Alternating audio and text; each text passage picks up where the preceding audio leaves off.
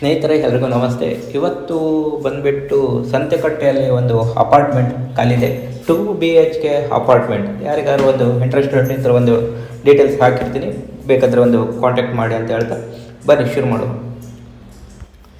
ನೋಡಿ, ಇದೊಂದು 2 BHK apartment ಆಗಿದೆ.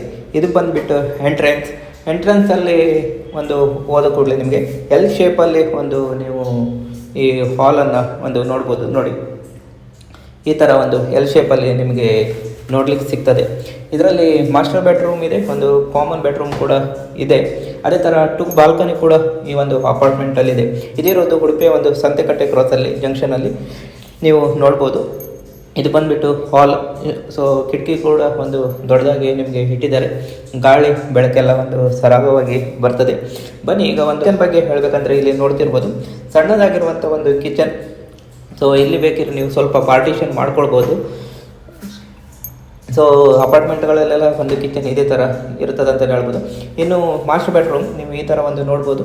ಇದರಲ್ಲಿ ಅಟ್ಯಾಚ್ ಬಾತ್ರೂಮ್ ಮತ್ತು ಟಾಯ್ಲೆಟ್ ಕೂಡ ಒಂದು ಇದೆ. ಬೆಡ್ರೂಮಲ್ಲಿರುವಂಥ ಒಂದು ವಾಶ್ರೂಮ್. ಇನ್ನು ಸೆಕೆಂಡ್ ಬೆಡ್ರೂಮಿಗೆ ಬಂದರೆ ಈ ಥರ ನೋಡ್ಬೋದು. ಸೊ 2 ಬೆಡ್ರೂಮ್ಗೆ ನಿಮಗೆ ಒಂದು ಬಾಲ್ಕನಿ ವ್ಯವಸ್ಥೆ ನೋಡ್ಲಿಕ್ಕೆ ಸಿಗ್ತದೆ ಅಂತಲೇ ಹೇಳ್ಬೋದು. ಇನ್ನು ಕಾಮನ್ ಬಾತ್ರೂಮ್ ಕೂಡ ನಿಮಗೆ ಇದರಲ್ಲಿ ಅವೈಲೇಬಲ್ ಇದೆ, ನೋಡ್ತಿರ್ಬೋದು. ಸೊ ಈ ಒಂದು ಅಪಾರ್ಟ್ಮೆಂಟಿಗೆ ಬಂದುಬಿಟ್ಟು 48 ಲಕ್ಷ ಅಂತ ಹೇಳ್ತಾರೆ.